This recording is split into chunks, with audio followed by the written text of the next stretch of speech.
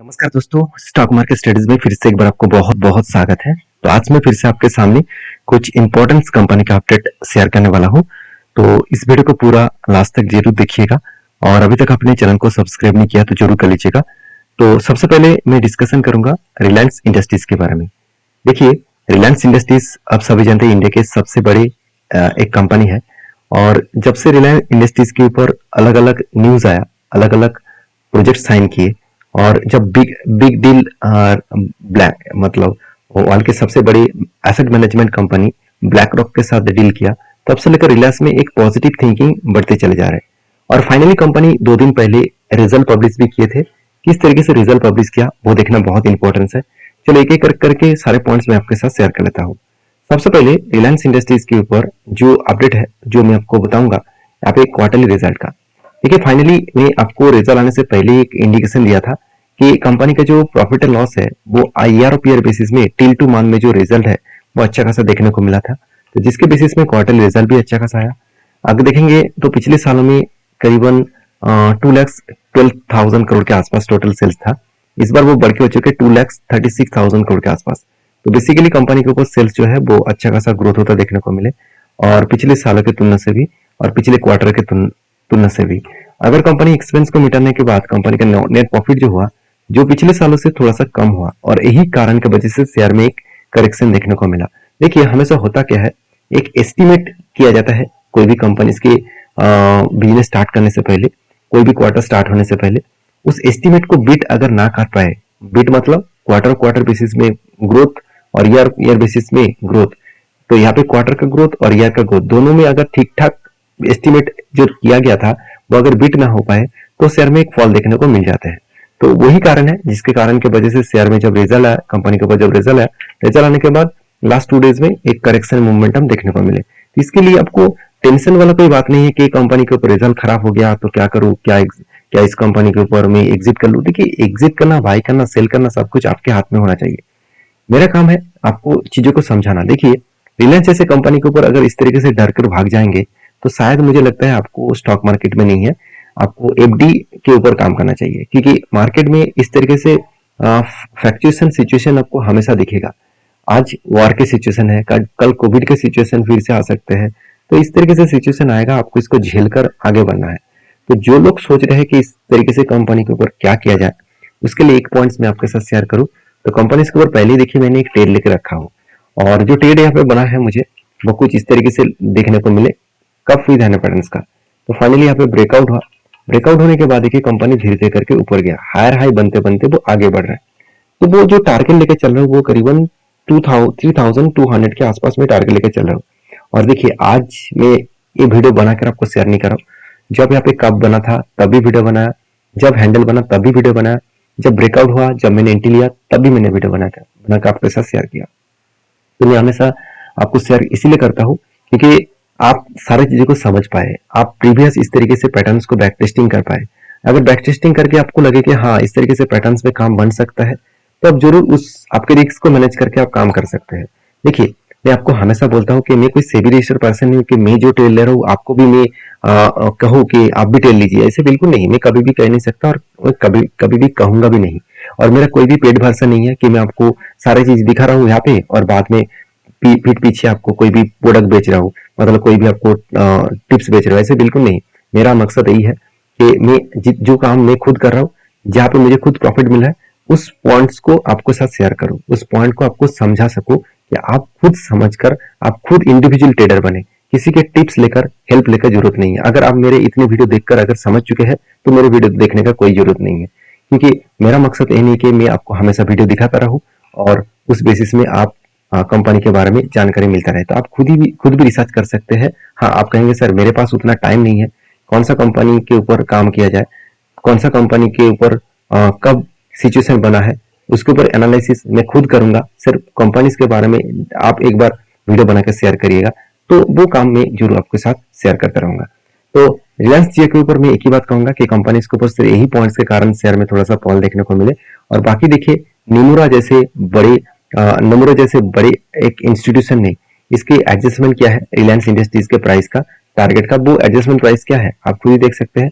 यहाँ पे बताया जा रहा है कितना, 3,450 से 3165, मतलब कीप एट बाई, मतलब बाइंग जो है वो ऑलमोस्ट 3450 तक इसका टारगेट रखा गया है। 3450 का मतलब है अभी जो मेरा टारगेट है उस टारगेट से बहुत ऊपर है। तो कोई बात नहीं, ये वो टारगेट तो आज नहीं तो कल जाएगा। तो हमेशा कोई इंस्टीट्यूशन किसी कंपनी के ऊपर आपको टारगेट प्रोवाइड कर रहा है, इसका मतलब आप एक बात को याद रखना कि कंपनी से आपको ये नहीं बता रहा कि मैं जो टारगेट बोल रहा हूँ आप बाई करिए। तो उसी तरीके से आपको सारी चीजों को समझ कर काम करना है। तो रिलायंस जैसे कंपनी के ऊपर पॉजिटिव थिंकिंग जरूर मैं रखूंगा। आपके क्या राय है जरूर कमेंट्स करना। नेक्स्ट जो कंपनी उसका नाम है इंटर ग्लोबल एविएशन लिमिटेड, जिसको हम लोग इंडिगो नाम से जानते हैं। देखिए इंडिगो एक ऐसे कंपनी है जिसके ऊपर एक पॉइंट्स को हम तो इंडिगो एविएशन इंडस्ट्रीज में लीडर कंपनी है। और एक चीज को हमेशा याद रखिएगा, ये कंपनी 50% से भी ज्यादा मार्केट शेयर इस डोमेस्टिक फ्लाइट के ऊपर कंपनी अकेले लेकर रखा है। चलो वो मैं आपको दिखा भी देता हूँ। अगर मैं मार्केट शेयर के बारे में बात करूँ तो आप देखेंगे तो 50% से भी ज्यादा, मतलब 60% से भी ज्यादा डोमेस्टिक पैसेंजर जो बिजनेस है इसका, तो उसके ऊपर कंपनी एक दबदबा रखे है। तो जिसके चलते कंपनी आज प्रॉफिटेबल में है और कंपनी आज हाई लेवल में है। तो इंटरनेशनल जो पैसेंजर जो इसका फ्लाइट्स है उसके ऊपर कंपनी 18% मार्केट शेयर लेके रखा है। तो बेसिकली देखा है तो कंपनी का जो ग्रोथ है वो थोड़ा सा बैलेंस मेंटेन करके कंपनी चल रहा है और अच्छा खासा एक ग्रोथ होने का चांसेस है, क्योंकि एविएशन इंडस्ट्रीज इंडिया में बहुत तेजी से ग्रोथ करने वाला है। ऐसे मैं नहीं बता रहा हूँ, खुद राकेश झुनझुनवाला जी ने खुद बता के गए हैं। उन्होंने इसीलिए उसका उनका जो एयरलाइंस कंपनी है उस एयरलाइंस कंपनी का नाम है आकाशा एयरलाइंस। तो आकाशा एयरलाइंस को उन्होंने लॉन्च किया, उनके बाद ही उनका देहांत हो गया। और उनका कहना है कि एविएशन इंडस्ट्रीज इंडिया में एक रेवोल्यूशन लेके आएंगे, एक हाई ग्रोथेबल बिजनेस बन सकते हैं। हाँ मान लेता हूँ एविएशन एविएशन इंडस्ट्रीज एक पॉइंट के कारण कंपनी के ऊपर एक प्रेशर बन जाता है, वो है इसका फ्यूल। तो क्रूड ऑयल के प्राइस के फ्रिक्शन, मतलब क्रूड ऑयल का प्राइस बढ़ जाना घट जाना, ये ऑब्वियसली एक इस कंपनी के लिए एक प्रेशर बनता हुआ देखने को मिल जाता है। मगर एक चीज को नोटिस करें कि जिस तरीके से ऑल ओवर वर्ल्ड ईवीज के ऊपर बहुत तेजी से काम कर रहा है, तो इलेक्ट्रिक व्हीकल जितना बढ़ जाएगा उतना ही पेट्रोल और डीजल का जो प्राइस है वो घट जाएगा, क्योंकि क्रूड ऑयल का जो डिमांड है वो आज जिस तरीके से है, फ्यूचर मतलब एटलीस्ट 2050 इस तरीके से सालों में जाकर इसका प्राइस आप देखेंगे एकदम ना के बराबर हो सकता है। क्योंकि उस टाइम लोग पेट्रोल डीजल के अल्टरनेट जो मतलब कोई भी फ्यूल्स है उसको यूज करेंगे, और वो भी इको फ्रेंडली। क्योंकि जो क्रूड ऑयल होते हैं वो फॉसिल फ्यूल होते हैं, तो फॉसिल फ्यूल जो है वो फॉसिल फ्यूल हमेशा पॉल्यूशन बढ़ाते हैं। तो इस पॉल्यूशन कम करने के लिए इस तरीके से प्रोजेक्ट के ऊपर गवर्नमेंट पहले से ही स्ट्रिक्टली हो रहा है कि इसको फॉसिल फ्यूल को कम किया जाए। तो बेसिकली आज जो क्रूड ऑयल का प्राइस हाइक है जिसके चलते एविएशन इंडस्ट्रीज में एक प्रेशर है, तो फ्यूचर में शायद एविएशन इंडस्ट्रीज में कुछ अलग तरीके से प्रोजेक्ट सोचेंगे, अलग तरीके से कुछ फ्यूल्स को यूज करेंगे। तो अगर अलग तरीके से फ्यूल्स को यूज करके एक बार फ्लाइट्स उड़ान स्टार्ट लेंगे तो सोचिएगा एविएशन इंडस्ट्रीज किस तरीके से ग्रोथ करेगा। शायद इसीलिए राकेश झुनझुनवाला जी ने खुद एयरलाइंस को लॉन्च किया। तो बाकी इस कंपनी के ऊपर बेसिकली देखा है तो कंपनी के ऊपर एक अच्छा खासा ग्रोथ है। जैसे क्वार्टर रिजल्ट के बारे में बात करूं तो ज्यादा कुछ बोलने का जरूरत नहीं है कि कंपनी बहुत स्ट्रांगली मतलब ग्रोथ कर रहा है और प्रॉफिटेबिलिटी भी कंपनी अच्छा खासा ग्रोथ मेंटेन किया।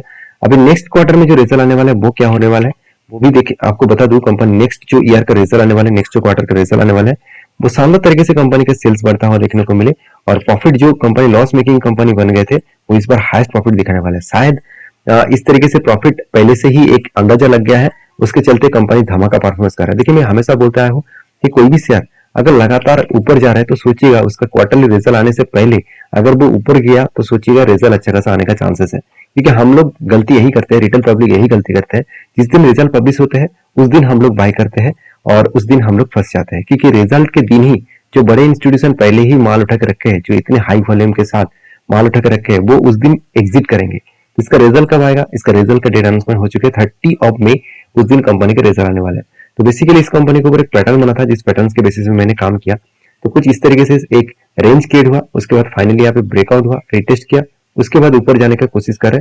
और अगर इस लेवल तक गए तो कहाँ तक टारगेट बन सकता है? 4437 तक मैं टारगेट लेकर चल रहा हूँ। और मेरा हमेशा इस तरीके से रेंज बेसिस में 1:3 रेशियो का टारगेट रहता है। अगर यहाँ से नीचे आए और इस नीचे लेवल को टच करे तो मेरा स्टॉप लॉस हिट हो जाएगा। तो कोई बात नहीं, मैं 1% लॉस लेने के लिए तैयार हूँ और मैं 3% तक टारगेट जब तक ना मिले तब तक मैं इसके ऊपर कंटिन्यू जरूर करूंगा। तो बाकी आपके क्या ओपिनियन है इस कंपनी के ऊपर जरूर कमेंट्स करना। नेक्स्ट जो कंपनी उसका नाम है वोल्टास। देखिए वोल्टास के ऊपर ज्यादा कुछ बोलने का जरूरत नहीं है। गर्मी के सीजन स्टार्ट हो चुके हैं और इस टाइम इंडिया में सबसे ज्यादा इस सालों में अभी तक जो रिकॉर्ड हाईएस्ट जो एसी है वो सेल्स किया जा रहा है। तो एसी जितना बेचे जाएगा तो उतना ही जितने सारे एसी बेचने वाला कंपनी है उसका भी ग्रोथ बनेगा। उनमें से नंबर 1 कंपनी कौन है इस सेक्टर में? वोल्टास। क्योंकि इसका पेयर कंपनी के बारे में बात करो आप देखेंगे तो वोल्टास है, ब्लू स्टार है, Johnson and Johnson and Johnson नहीं है, जॉनसन कंपनी है। उसके साथ साथ एपिक ड्यूरेबल्स जो कंपनी है ये भी इस तरीके से प्रोजेक्ट के ऊपर काम कर रहे हैं। तो बेसिकली देखा जाए तो कंपनी एयर कंडीशन इंडस्ट्रीज के ऊपर बिलोंग करते हैं और एयर कंडीशन इंडस्ट्रीज बहुत तेजी से ग्रोथ कर रहे हैं इंडिया में। क्योंकि इस सेक्टर में एक पॉजिटिव पॉइंट यही है कि इंडिया में गर्मी तो लगातार बढ़ती चली जा रही है। आप सभी जानते हैं इस बार हाईएस्ट मतलब जो गर्मियां है वो बढ़ चुके हैं, जिसके चलते हुए लोग हर घर घर में लोग एसी लगा रहे हैं, फ्रिज लगा रहा है, मतलब रेफ्रिजरेटर लगा रहा है। तो इस कारण की वजह से एयर कूलर भी लगा रहा है, तो उस कारण की वजह से गर्मी और भी बढ़ते चले जा रहे हैं। और मुझे लगता है कि एयर कंडीशन का जो बिजनेस है वो बहुत तेजी से अपकमिंग टाइम्स पे ग्रोथ होने का चांसेस रहेगा। तो उनमें से वोल्टास को आप फॉलो अप कर सकते हैं। देखिए इसके लिए मैंने इस कंपनी के ऊपर एज ए ट्रेडिंग पर्पस में टेल लिया था। कुछ इस तरीके से शोल्डर, उसके बाद बिग हेड बना था, उसके बाद शोल्डर बना था। देखिए जब भी मैं इस तरीके से कोई भी पैटर्न आपके साथ शेयर करता हूँ तो उस पैटर्न को एटलीस्ट आप आपके वॉच लिस्ट में रखिए, आपकी जो डायरी है वहां पे लिख के रखिए, क्योंकि आपको सीखने का मौका मिलेगा। क्योंकि मैं ये नहीं बोल रहा हूँ कि आपको जो जो पैटर्न सेटअप बन रहा है मैं जो टेल ले रहा हूँ आप भी टेल ले लीजिए, ऐसे बिल्कुल नहीं। क्योंकि मेरा रिस्क मैनेजमेंट कुछ अलग है, मेरा फंड मैनेजमेंट कुछ अलग है। आपका कौन सा फंड मैनेज होगा तो वो आप जरूर आपके हिसाब से सोचिए, क्योंकि मैं रिस्क उतना ही ले सकता हूँ जो मुझे रिस्क लेना आते हैं। तो प्लीज सारी चीजों को समझकर काम करिए। तो यहाँ पे देखिए बेसिकली कंपनी शानदार तरीके से एक टारगेट को अचीव किया और मुझे लग रहा है कि कंपनी लाइफ टाइम जो हाई को ब्रेक किया है और भी एक लंबा जर्नी कंपनी दिखा सकते हैं। तो एक बड़े इंस्टीट्यूशन ने इसको जो टारगेट रखा वो 1800 तक इसका टारगेट रखा। देखिए ये टारगेट मेरा टारगेट नहीं है, मैं पिछले बार भी बताया था। एक बड़े इंस्टीट्यूशन ने इस कंपनी के ऊपर टारगेट रखा। आप मुझे कमेंट्स करके बताइएगा और वो इंस्टीट्यूशन का नाम कौन सा है। अगर मेरा प्रीवियस वीडियो देखे होंगे तो आपको जरूर पता होगा। तो ये था कुछ कंपनीज का अपडेट। अगर वीडियो में जानकारी अच्छा मिले तो प्लीज लाइक करना। और हाँ, लास्ट जो कंपनी है उसका नाम है पीवीवी इंफ्रा लिमिटेड। तो फाइनली कंपनीज एक बहुत बड़ा डील बहुत बड़ा अपडेट इन्वेस्टर के लिए दिया, वो है स्प्लिट देने का। तो कंपनी जल्द से जल्द स्प्लिट लेके आने वाले हैं, क्योंकि इसका फेस वैल्यू 10 है। इस 10 को फेस वैल्यू को कंपनी कम करने वाले हैं और स्प्लिट भी देकर एक्स्ट्रा बेनिफिट भी कंपनी देने वाला है। तो कंपनी के ऊपर रिसर्च करना, उसके बाद कोई डिसीजन लेना, क्योंकि कंपनी सिर्फ एक नैनो टाइप कंपनी है, 89 करोड़ के आसपास है। तो ये था कुछ अपडेट्स। वीडियो में जानकारी अच्छा मिले तो प्लीज लाइक करना। मिलते नेक्स्ट वीडियो में, तब तक के लिए धन्यवाद।